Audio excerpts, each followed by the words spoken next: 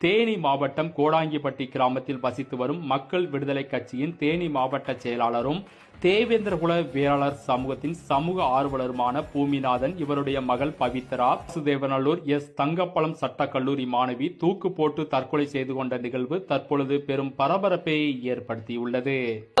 தங்கப்பழம் அவர்கள் அவர் மீது நிறைய புகார் வந்துட்டு இப்ப கூட காலத்தில் ஏதோ ஒரு முக்கியத்துவ பசங்க தேவபார் பசங்க 4 பேரு படிக்க கூடாது அந்த தேவபாரம் தெரிஞ்ச உடனே அந்த பசங்களுக்கு ரொம்ப இடங்கள் பண்றாங்க அப்படின்னு சொல்லி தற்கொலை முயற்சிக்கு முன் மாணவி பேசி வெளியிட்ட ஆடியோ ஒன்றும் இணையத்தில் வெளியாகி பரபரப்பை ஏற்படுத்தியது.